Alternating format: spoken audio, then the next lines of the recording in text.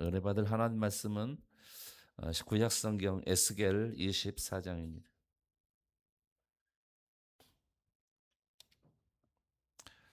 에스겔 24장 6절부터 14절까지 말씀입니다.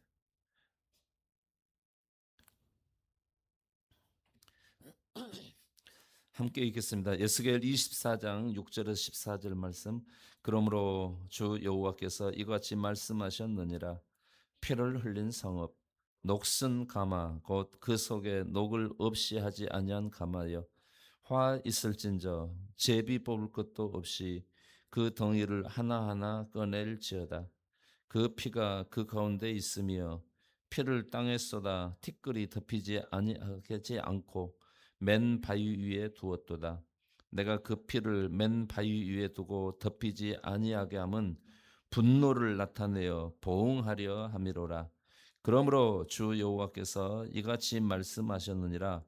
화 있을진저 피를 흘린 성읍이여 내가 또 나무 무더기를 크게 하리라.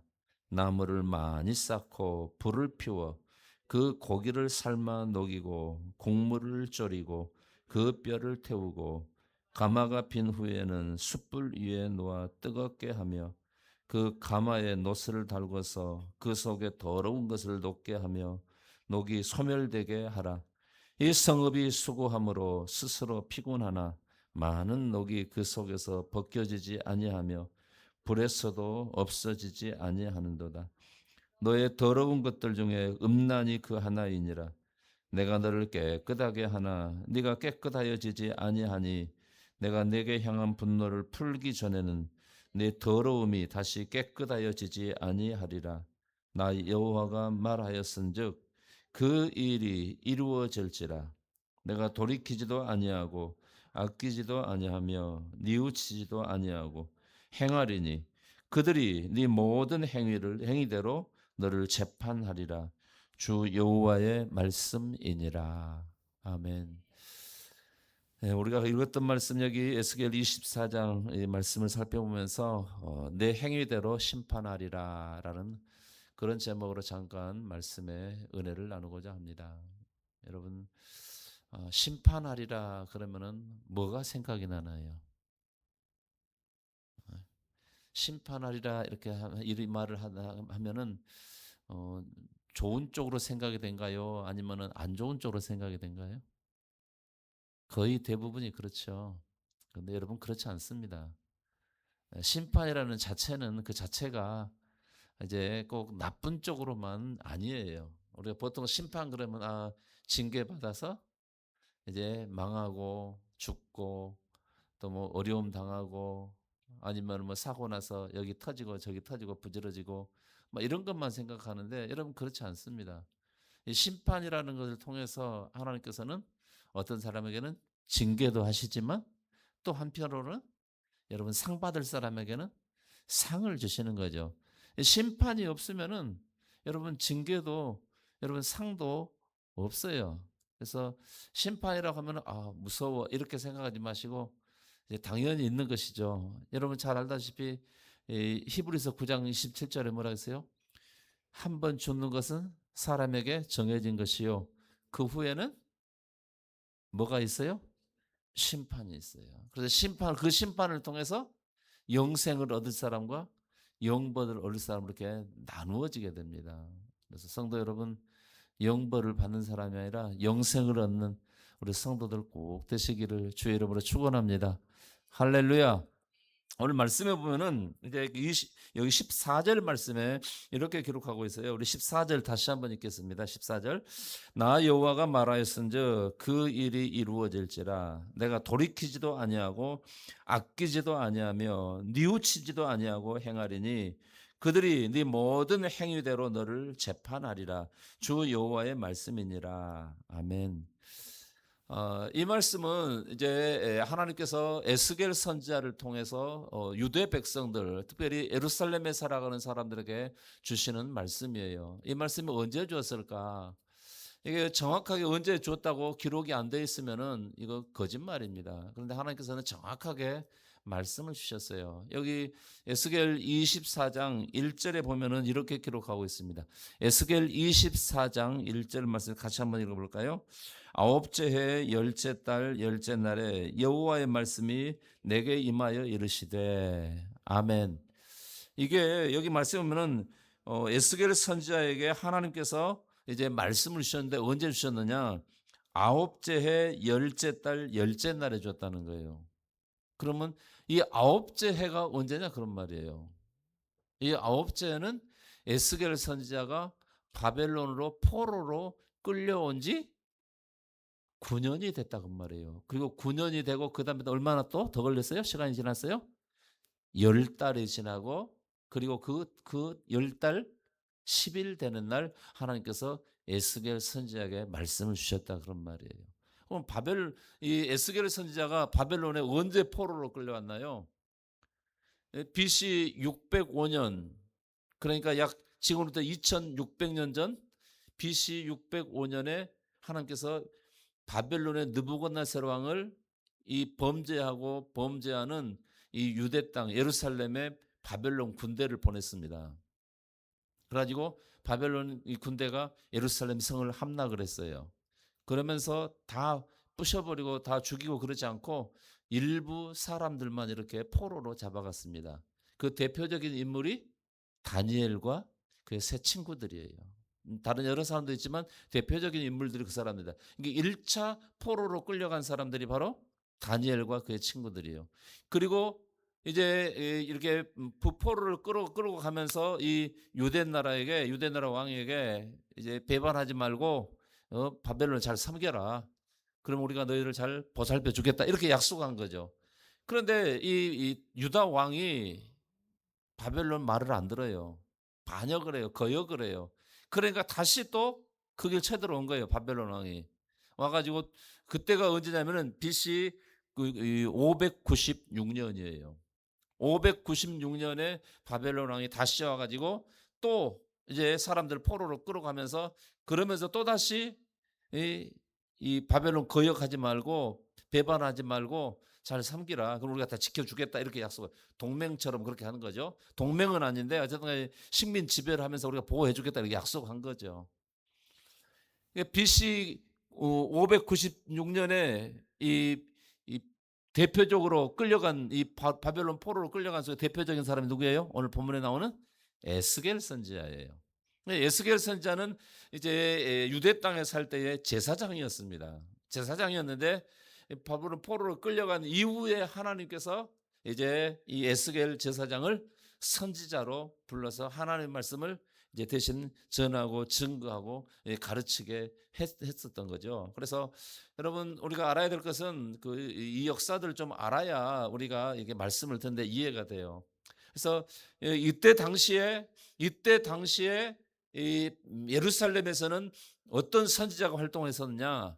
예레미야 선지자가 그때 활동을 했었고 그리고 바벨론 포로로 끌려간 이 바벨론에서는 바로 에스겔 선지자가 같은 시대에 이렇게 같이 사역을 했었는데 말씀해 보면은 오늘 뭐 이렇게 뭐 가마가 나오고 거기 막 녹이 슬어 있고 그 가마 속에다가 양을 잡아서 이게 삶 때 아주 푹 삶으라고.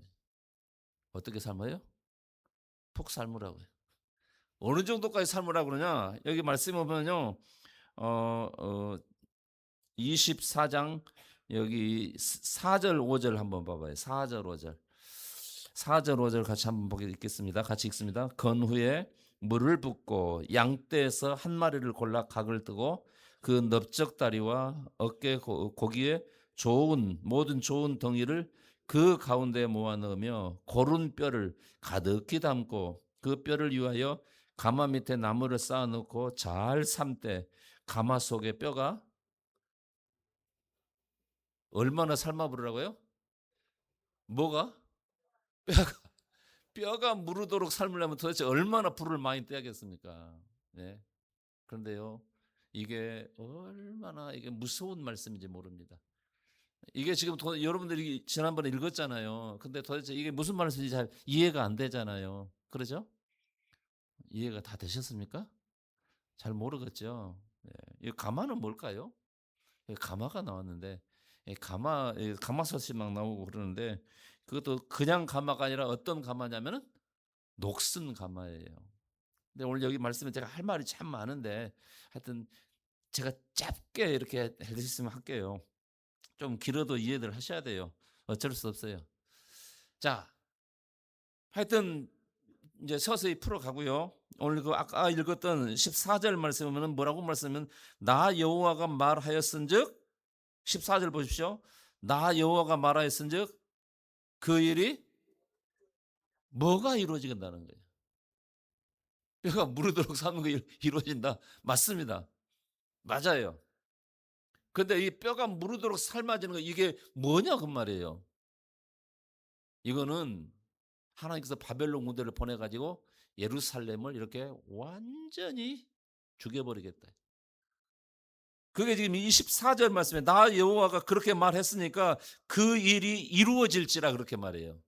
반드시 그 일이 이루어진다는 거죠. 뭐가 이루어져요? 예루살렘 멸망이 이루어진다는 거예요. 예루살렘 멸망이 이루어진다. 여러분 보세요. 가마솥에다가 고기 넣어놓고 뼈가 무르도록 삶아버렸으니 고기가 남았어요? 안 남아요? 안 남아요. 싹 녹아버려요. 뼈가 무르도록 삶을 때 고기는 하나도 남는 게 없어요. 예, 더군다나 여러분 녹슨 가마솥에다가 넣고 삶았으니까 여러분 고기를 먹을 수 있어요? 없어요? 없어요. 다 버려야 돼요. 다 버려야 됩니다. 그런데 하나님께서 뭐라고 하면 14절에 뭐냐면 그 일이 이루어질지라 이루어지네 내가 돌이키지도 않는다. 뭘 돌이키지 않는가요? 예루살렘의 멸망에 대해서 내가 돌이키지 않겠다 그래요. 지금까지는 하나님께서 계속 봐주고 그랬거든요. 그런데 이제는 뭐라고 말씀해요? 돌이키지 않겠다. 예루살렘 멸망에 대해서 내가 돌이키지 않겠다 이렇게. 그 다음에 또 뭐라고 해요? 아끼지도 아니하며 뉘우치지도 아니하고 행하려니 이렇게 말씀. 예루살렘의 멸망에 대해서 내가 아끼지도 아니하고 뉘우치지도 않겠다. 그러면서 마지막으로 하시는 말씀이 뭐냐면 그들이 네 모든 행위대로 너를 재판하리라 이렇게 말해요. 그들이 누구냐면 바로 예루살렘 군대예요. 바벨론의 느부갓네살 왕이에요. 이 바벨론의 느부갓네살 왕이 와서 예루살렘을 멸망시키는데 완전히 멸망시켜 버리도록 그리고 너희들의 행위대로 내가 재판하고 심판하시겠다. 이렇게 말씀하는 겁니다. 그러면은 다시 살펴보도록 하겠습니다. 여기 말씀에 보면은 3절 말씀 3절 말씀 같이 읽겠습니다. 3절 시작. 너는 이 반역하는 족속에게 비유를 베풀어 이르기를 주 여호와께서 이같이 말씀하시기를 가마 하나를 걸라 이렇게 했어요. 뭘 걸라고요? 가마솥 아시죠? 모르는 분 있습니까? 가마로 그러니까 뭐 옛날에 타고 다니는 가마 그거 아니에요. 뭐예요? 가마솥이에요. 가마솥 다 보셨죠? 가마솥 다. 그 가마솥을 건 후에 물을 붓고 양떼에서 한 마리를 골라라 그랬어요. 양떼에서 한 마리. 뭐 가마솥이 아무리 커도 양 큰 거 잡으면은 뭐 두 마리 세 마리 잡아서 다 넣을 수는 없잖아요. 한 마리만 고르라는 거죠. 근데 여러분들 양을 잡는다 그러면은 살이 토실토실한 놈 잡겠어요? 삐쩍 마른 놈 잡겠어요? 예? 살찐 놈, 살찐 놈이래요. 살찐 거죠. 그러죠? 살이 토실토실 오른 거 그놈을 잡아요. 그래서 어떻게 해요? 각을 뜬단 말은 뼈에서 살을 발라내는 거예요. 그리고 넓적다리와 어깨 거기에 좋은 모든 덩이를 그 가운데 모아 넣으며 고름뼈를 가득히 담고 가마솥에다가 차곡차곡 쟁이라는 거죠. 가마가 뭐냐면은 예루살렘을 상징해요. 근데 이 가마가 어떤 가마예요? 녹슨 가마예요. 그러면 녹은 뭐냐면은 그 예루살렘에 범죄한 것을 말해요. 더러운 거예요. 더러운 거예요. 더러운 예루살렘에 대해서 말씀하고 있고 그리고 그러면은 그 양은 뭐냐? 그 예루살렘에 살아가는 살이 토실토실 오른 이 지도자들, 부자들, 권력자들 이 사람들을 말하는 거예요. 근데 이 사람들 어떻게 한다고요? 양을 잡는다고 그랬잖아요. 양을 잡을 때 어떻게 해요? 아이고 얼마나 아플까 하면서 살살 잡아요. 무진막지하게 잡아요. 예. 인정사정 봐주지 않습니다. 네. 여러분 닭 잡을 때로 인정사진 거 봤습니까? 아이고 닭님 이 털을 뽑는데 얼마나 아프겠습니까? 그럽니까? 아니잖아요. 여러분 닭 잡는 거 보셨죠? 시장에서 닭 잡아가지고 다리 끌어 나가고 그냥 모가지를 휙 들어가지고 그냥 칼로 그리고 통 속에서 딱 넣어놔버려요. 그러면 그냥 거기서 퍼덕퍼덕 하다가 죽죠. 그러죠? 그럼 다시 꺼내가 어떻게 돼요? 옛날에는 하나하나 털을 다 뽑았는데 지금 어떻게 해요? 뜨거운 물 속에 딱 넣었다가 빼가지고 기계에다가 확 넣고 우르르 돌리면 털이 그냥 딱 순식간에 나체가 돼버려. 그것도 어떻게 해요? 그냥 식칼 큰 걸로 그냥 팍 내리쳐갖고 목탁 들려. 닭 발도 그냥 탁탁 와. 맨날 그거 하시니까 그분들은 정확하게 탁탁 찍어냅니다. 발톱도 그냥 하나씩 뺀 게 아니라 탁탁탁탁탁 딱 치면 딱 끝나. 배도 어떻게 그러냐? 국 이러면 우리가 하면 그냥 창자 내장 다 터져버리는데 그 사람은 탁 잘라내면요 딱 배만 딱 걸려. 그리고 쫙 벌려. 양도 그렇게 양을 잡는다고 할 때 그렇게. 여러분 전쟁이 일어나 가지고 사람들이 군대들이 쳐들어오면 어떻게 하냐? 사람들에게 무자비하게 죽여버립니다. 지금 하나님께서 예루살렘에 대해서 그렇게 비참하고 처참하게 참혹하게 이렇게 만들어 버리겠다고 그렇게 말씀하시는 거예요. 그런데요. 이때가 지금 언제냐면은 사실은 방금 말씀드렸던 것처럼 에스겔 선지자가 BC 596년에 잡혀와 가지고 지금 몇 년이 지났어요? 9년이 지났다니까요. 그러면 언제예요? BC 587년이에요. 계산이 안 됩니까? 계산되죠. 그런데 나라가 이 유대 나라가 언제 완전히 망했느냐? 바로 1년 뒤에 BC 586년에 이 바벨론에서 완전히 망했어요. 그 전까지는 사람만 잡아갔는데 이 BC 580년 이때 망할 때는요 완전히 망했는데 그 안에 있는 여러분 부자들 그리고 권력자들 싹 죽였습니다. 비참하게 죽였어요. 그리고 또 포로로 끌려간 사람 물론 있었어요. 1년 뒤에 이루어졌는데 그러면 하나님께서 에스겔 선지자를 통해서 지금 말씀하신 이유가 뭐냐고 말이에요. 그럴지라도 회개하고 어떻게 알아요? 하나님 앞에 돌아오라는 이 메시지입니다. 그런데 돌아와요? 안 돌아와요? 안 돌아옵니다. 그 끝내 버팁니다. 나중에 가서는 이 유다 왕이 누구하고 동맹을 맺느냐? 애굽하고 동맹을 해요. 애굽 왕하고 동맹을 합니다. 애굽이 자기들을 지켜줄 줄 아는 거예요. 그런데 애굽이 그 유대 나라를 지켜줄 만큼 바벨론을 대항해서 싸울 만한 힘이 있었느냐? 없었어요. 기왕이면은 여러분 힘 있는 사람하고 동맹을 해야지 힘 없는 사람하고 동맹해야 해봤자 그거 아무 의미가 없습니다. 가치가 없습니다.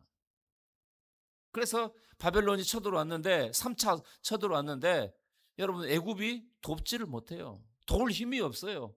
그래서 애굽 바벨론 군대가 이 예루살렘에 쳐들어와 가지고 이 녹슨 가마 속에 쳐들어와 가지고 그 안에 있는 토실토실한 양들을 잡아 죽이는데 비참하고 잔인하게 죽였어요. 언제요? 이 예언의 말씀이 주어진 1년 뒤에 예루살렘에서 이런 비참한 참극이 벌어진 겁니다. 1년 뒤에 이런 일이 벌어졌는데 1년 전에 하나님께서 에스겔 선지자를 통해서 지금 예루살렘 백성들에게 말씀하시는 거예요. 유대 백성들에게 말씀하는 거예요. 그럴지도 회개하고 돌아오라. 그러면 내가 너희들을 살려주겠다. 그런데 바벨론에서는 그랬었는데 그러면 예루살렘에 누가 있었다고요? 선지자가? 예레미야 선지자가 있었단 말이에요. 근데 예레미야 선지자도 똑같은 메시지를 하나님께로 받아서 전하고 증거했어요. 그런데 오히려 예루살렘에서 이 말씀을 전하고 증거하는 예레미야 선지자들 그 유대 백성들 어떻게 했냐? 매국노로 취급했어요. 그리고 오히려 입을 때리고 감옥에 가두고 말을 못하게. 더더욱 거짓 선지자들이 있었는데 그 거짓 선지자들 어떻게 했냐? 예레미야 저 거짓말한다. 아니 내가 하나님께서 받은 메시지는 하나님께서 2년 후에 가져간 거 다 다시 돌려준다고 약속했다. 그러면은 여러분 생각해 보세요. 예레미야 선지자는 여러분 바벨론에 항복해야 됩니다. 그래야 우리가 삽니다. 바벨론 포로로 갈 사람은 가시고 그래도 항복해야 됩니다. 그래야 삽니다. 이 말씀하고 우리가 버티고 있고 버티고 있으면은 2년 후에 하나님께서 다 풀어주십니다. 바벨론 포로로 끌려간 사람 다 돌려줍니다. 돌아온다고 했습니다. 여러분 누구 선지자를 맡겠어요? 예레미야 선지자의 말을 듣겠어요? 거짓 선지자의 말을 듣겠어요? 다 사탕발림처럼 그 거짓 선지자의 말에 속는 거예요. 그 배후에 누가 있느냐? 악한 마귀가 있는 줄 아시기 바랍니다. 이게 속이는 거예요, 사람들. 속이는 거예요. 예. 그런데 하나님께서 뭐라고 하냐면 내가 가마가 뭐라고요? 오늘 본문에 나온 가마는 예루살렘을 상징한다고 했어요. 하나님께서 예루살렘을 어떻게 한다고요? 내가 정화하겠다는, 깨끗하게 하겠다는. 예루살렘을 정화하고 깨끗하게 하는데 어떻게 깨끗해요? 죄를 다 없애버리겠다는. 죄를 없애버려. 그래서 하나님께서 말씀하실 때 그 도대체 예루살렘이 어떻게 얼마나 엄청난 죄를 했느냐. 여러분 이 본문의 13절 한번 보십시오. 뭐라 했는가. 자 13절 보겠습니다. 너의 더러운 것들 중에 음란이 그 하나이니라. 내가 너를 깨끗하게 하나 네가 깨끗하여지지 아니하니 내가 내게 향한 분노를 풀기 전에는 네 더러움이 다시 깨끗하여지지 아니하리라. 하나님께서 지금 예루살렘을 깨끗하게 하고 싶은데 깨끗해지지 않는다는 거예요. 왜? 범죄 때문에. 근데 그 범죄한 것 중에 13절 너의 더러운 것 중에 음란이 그 하나이니라. 하나님께서 여러 가지 범죄들이 있는데 그 중에 대표적인 게 뭐라고요? 음란죄라는 거예요. 음란죄. 이게 육체적인 음란이에요? 영적인 음란이에요? 영적인 음란이에요. 여러분 육체의 음란 아니에요. 이 영적인 음란이 뭐냐? 여러분 우상 숭배예요. 하나님을 떠나서 하나님을 사랑하는 것을 떠나서 우상 숭배하고 우상을 사랑하는 이 영적인 음란죄라 그런 말씀이 이것이 대표적인 죄예요. 이스라엘 백성들에게 유대 백성들에게 여러분 하나님께서 정말 악한 죄는 뭐냐? 더러운 죄는 뭐냐? 음란죄예요. 근데 그 음란죄가 어떤 음란죄냐? 영적인 음란죄. 하나님의 사랑을 떠나서 하나님 사랑받는 사람들로서 하나님의 사랑을 버리고 우상 숭배하는 이 영적인 음란죄에 대해서 하나님께서 무섭게 심판하는 거예요. 아무리 깨끗하게 하려고 해도 너희들 깨끗하지 않는다. 아무리 너희들 우상을 버리고 하나님께 내게로 돌아오라 해도 너희들이 우상을 버리지 않고 내게로 돌아오지 않는다고 이렇게 말씀하고 있는 거예요. 그래서 내가 돌이키지 않겠다. 내가 너희들을 내 심판 가운데 두고 너희들 징계하는데 내가 돌아보지도 않고 후회하지도 않고 아끼지도 않겠다 이렇게 말씀하는 거예요. 그러면서 하시는 말씀이 24절 끝에서 뭐래요? 네가 행한 행위, 너의 행위대로 네가 행한 그 행위대로 내가 심판하고 재판하고 심판하겠다 이렇게 약속하시는 그 말씀입니다. 사실은 굉장히 무서운 말씀이에요. 근데 이게 여러분 2600년 전 이 예루살렘에만 이제 한정된 그런 말씀은 아니에요. 지금도 여전히 하나님께서는 동일하게 일하시는 줄 아시기 바랍니다. 오늘 우리가 본 삶을 살아가는 데 있어서 평안하게 살아간 것 같지만 여러분 그렇지 않습니다. 이 평안함이 어디서 왔느냐? 예수 그리스도의 십자가의 대속의 은혜로 온 줄 아시기 바랍니다. 오늘날 사람들이 마찬가지예요.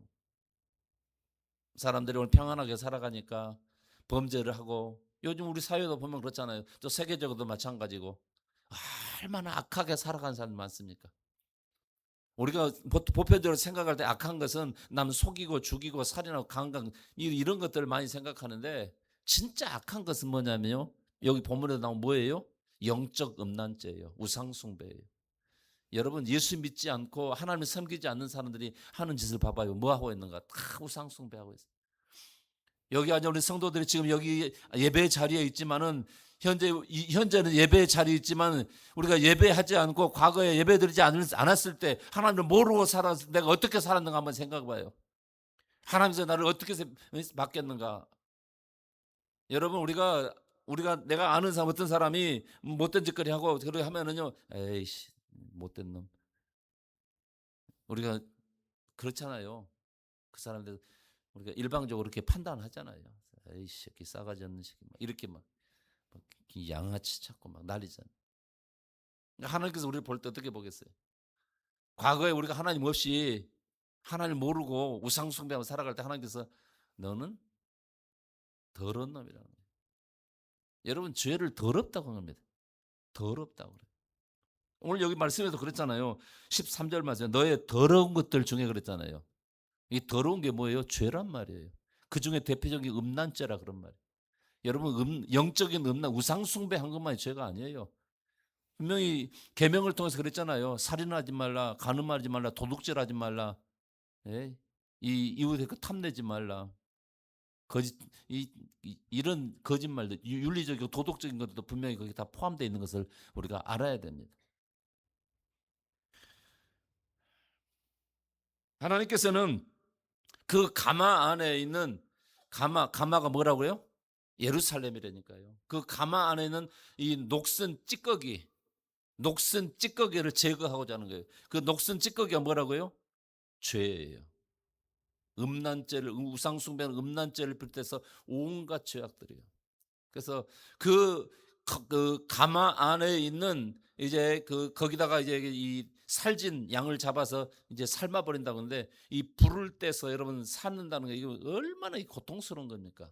이 불을 떼서 삶는다는 것은 이 예루살렘 성에 살아가는 사람들이 고통당하는 것을 말하는 거예요. 여러분 얼마나 고통스럽게 예루살렘 군대가 쫓아와서 찾아와 가지고 그들을 멸망시키는데 죽이고 별의 별짓을 다 하는 거예요. 그 가마 안에 찌든 그 유대 백성들이 저지른 대대로 저지른 온갖 더러운 죄악들을 지금 다 말씀하고 있는 겁니다. 그 중에 음란한 죄악이 바로 우상 숭배한 거 말이죠. 가마에 지펴지는 그 불은 예루살렘을 성을 포위하고 멸망하는 바벨론 군대를 말합니다. 바벨론 군대. 그 불은 그 군대가 바벨론 군대가 와서 예루살렘을 포위하고 그리고 그 안에 있는 사람들을 이제 죽이는 그 일을 하는 거죠. 왜 하나님께서 유다를 심판하시냐 그 말이에요. 하나님께서 선지자들을 통해서 회개하고 하나님께 돌아오라고 그렇게 말씀해도 얼마나 무시했는지 말입니다. 조금 전에 말씀드린 것처럼 이 에스겔 선지자가 바벨론에서 이 선지자 사역을 할 때에 본국인 예루살렘에서 누가 했다고요? 예레미야 선지자가. 그 다른 시대 때도 수많은 선지자들이 이 유대 백성, 이스라엘 백성들을 하여 범죄하는 걸 버리고 하나님께 돌아오라 안 돌아왔어요. 그래서 BC 720년에 북쪽 이스라엘은 아수르에 의해서 완전히 멸망했습니다. 그리고 이제 남겨진 유다마저도 어떻게 하냐? 망하는 거예요. 제가 언젠가도 말씀드렸지만은 여러분 그렇게 멸망한 이후에 이스라엘 백성들이 다시는 우상 숭배를 하지 않았습니다. BC 580년에 멸망한 이후에 바벨론 포로로 끌려가고 남겨진 사람들은 그 예루살렘에 남아 있었었는데 그 이후로 지금까지 2600년 동안 그들이 지금까지 우상 숭배를 안 해요. 그 전까지는 우상 숭배 하지 말라고 그렇게 말해도 안 들었는데 그렇게 완전히 멸망한 뒤에는요 지금까지 우상 숭배를 하지 않습니다. 그럼에도 불구하고요 오늘날 전 세계 모든 사람들 보십시오. 하나님 없이 살아가는 사람들이 얼마나 우상 숭배를 무섭게 하는가를 보십시오. 근데 그들이 그렇게 우상 숭배하면서 잘 되는 사람도 있다고 생각할지 모르지만요. 이게 잘 되는 게 아니에요. 결국은 그게 멸망의 증거라는 사실 알아요. 자기가 멸망할 수밖에 없는 그 멸망의 증거를 단을 쌓아가고 있다 하는 그런 말씀이에요. 그래서 하나님은 여러분 거룩하십니다. 당연히 자기 백성인 성도들도 거룩하기를 원하셔요. 거룩하게 살기를 원하신다 그런 말입니다. 그것을 위해서 하나님께서는요 아들 예수 그리스도의 십자가에 못 박아 죽이시고 여러분 우리 죄악을 대신하신 줄 아시기 바랍니다. 대속해 주셨다는 그런 말씀이에요. 그렇게 구원받은 성도들이 어떻게 살아야 되냐 그런 말이에요. 구약 시대에 하나님께서 이스라엘 백성들을 향하여 이제 내가 하나님께 돌아오라 죄를 우상 숭배 죄악을 버리고 하나님께 돌아오라 안 들었어요. 그런 가운데서도 하나님께서는 이렇게 타락하고 부패한 죄로 타락하고 부패한 인간들을 내가 구원하기 위해서 내 아들 메시아를 보내겠다 약속했습니다. 그리고 2000년 전 유대 베들레헴 땅에 예수님이 탄생하셨고 33세대 되는 해에 여러분 십자가에 못 박혀 죽으시고 부활하심으로 우리 죄를 대속해 주셨고 믿는 사람들을 다 구원한 줄 아시기 바랍니다. 할렐루야. 예. 우리가 예수 믿고 살아가지만은 정말 내가 예수 믿는 성도로서 성도답게 살아가고 있는가를 한번 생각해 봐야 돼. 내가 정말 예수 믿고 구원받은 성도답게 살아가고 있느냐는 거예요.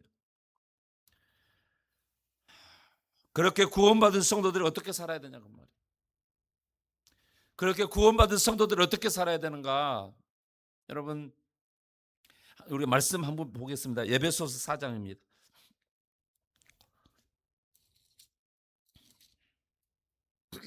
에베소서 4장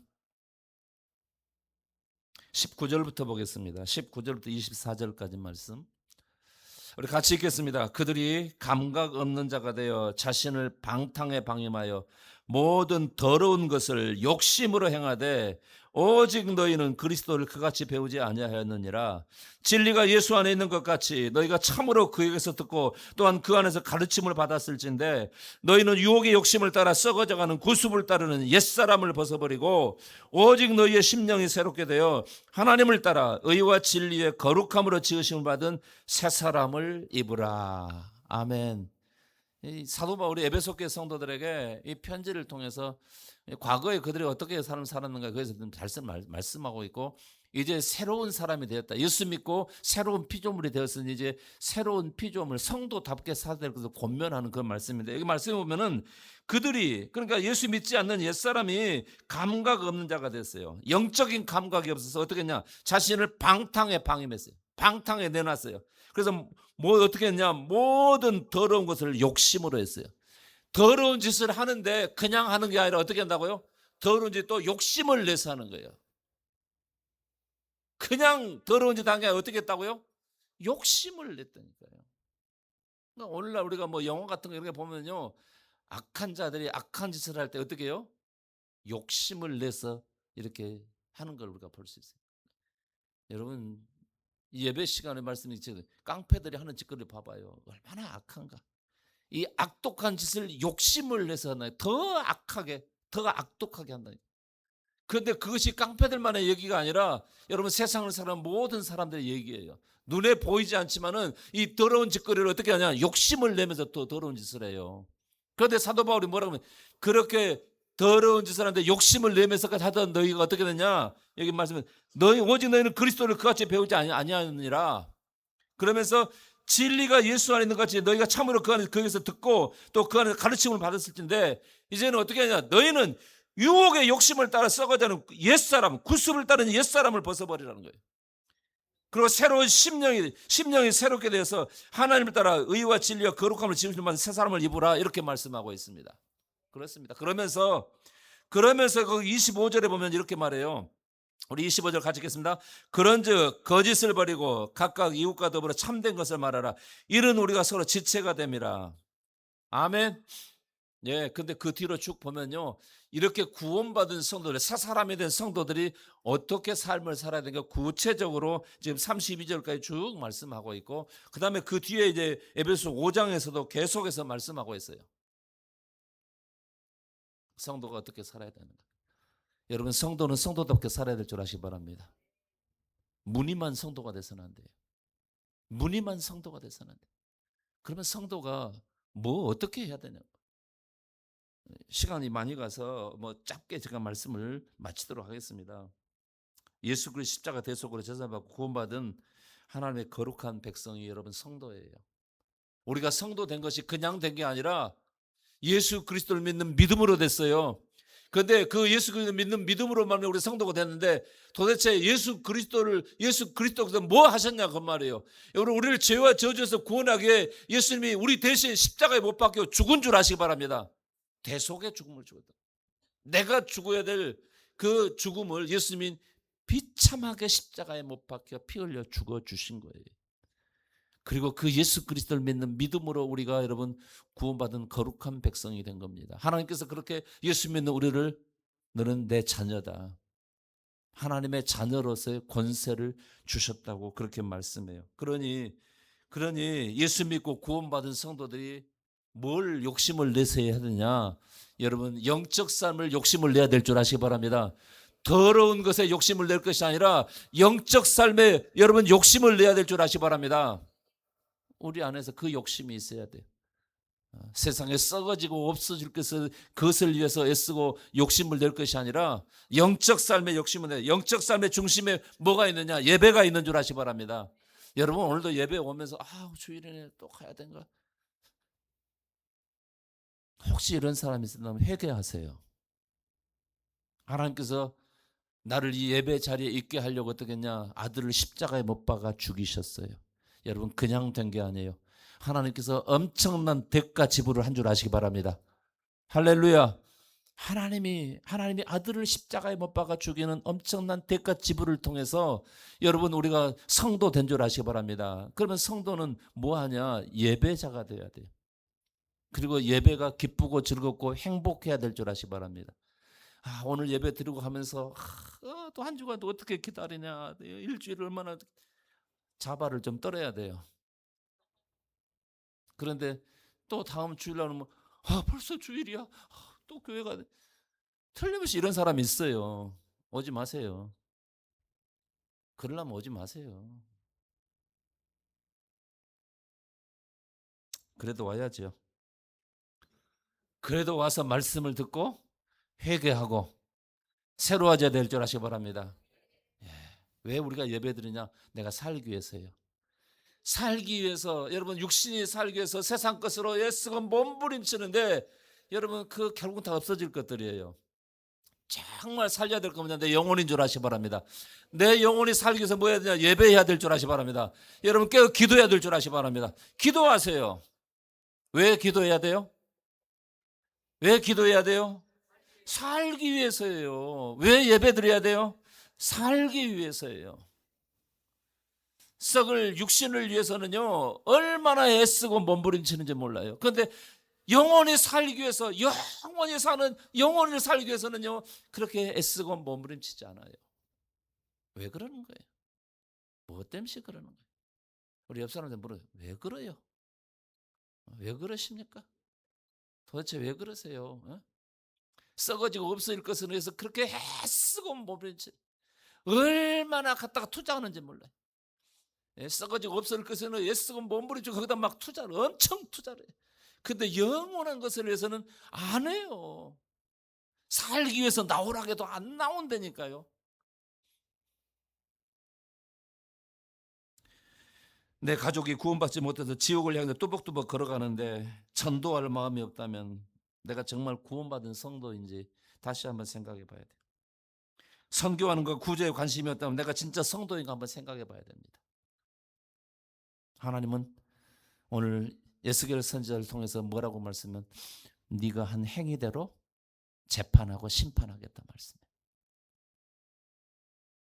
다시 말씀드리면 히브리서 9장 27절에 한 번 죽는 것은 사람에게 정해진 것이고 그 후에는 심판이 있다고 그랬어요. 마태복음 25장 46절에 보면 죄인들은 영벌에 의인들은 영생에 들어가리라 주님이 친히 말씀하셨어요. 여러분 행위대로 되는 줄 아시기 바랍니다. 지금은 내 눈에는 지금 그런 것들이 보이지 않을지 모르지만은 여러분 반드시 나타날 때가 있어요. 반드시 하나님 말씀대로 됩니다. 행위대로 심판한 줄 아시기 바랍니다. 오늘 모두가 다 주님의 심판대 섰을 때 다 상 받고 천국 들어가기를 바랍니다. 그러나 혹시라도 그렇지 못한다고 하면 이건 엄청난 비극이에요. 왜? 하나님은 행위대로 심판한다고 했어요. 행위대로 상 받을 사람도 있고 행위대로 벌 받을 사람이 있어요. 그러나 오늘 에베네스의 성도 여러분, 주님 심판대 섰을 때 다 잘했다고 칭찬받고 상 받아 넉넉히 주님 나라에 들어가는, 천국에 들어가는 그런 우리 성도들 꼭 되시기를 주의 이름으로 축원합니다. 할렐루야. 기도하겠습니다.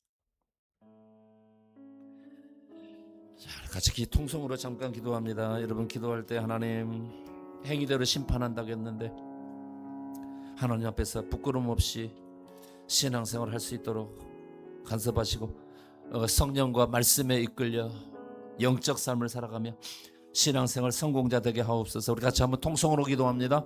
하나님 우리 아버지 감사합니다. 오늘도 예배 자리에 불러주시고 하나님 우리 아버지 예배하며 또 말씀을 통해서 우리가 신앙생활 어떻게 해야 되는가 말씀 듣게 하심을 감사합니다. 행위대로 심판한다고 했습니다. 내가 행한 그 행위대로 심판한다고 했습니다.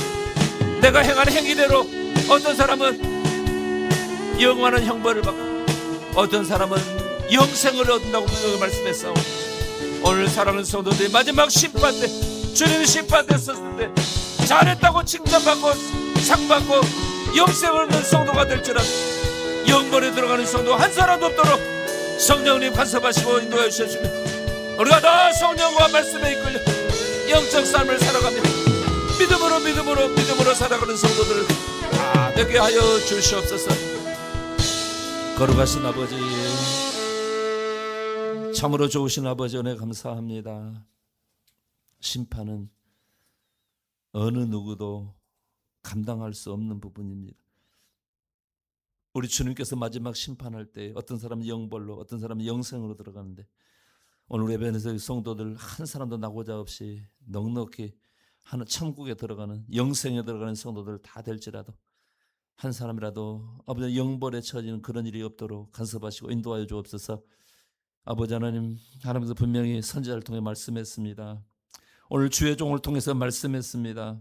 행위대로 된다고, 행위대로 재판받고 행위대로 심판받는다고 했사오니 아버지 하나님, 썩어지고 없어질 것을 애쓰고 몸부림치지 않게 도와주시고 영생을 위해서 애쓰고 몸부림치는 성도들 다 되게 도와주시며 그래서 영적 삶에 욕심을 내는 성도들 되게 도와주시고 영적 삶에 승리하고 성공하는 성도들 다 되게 하여 주옵소서. 예수님의 이름으로 간절히 기도드리옵나이다.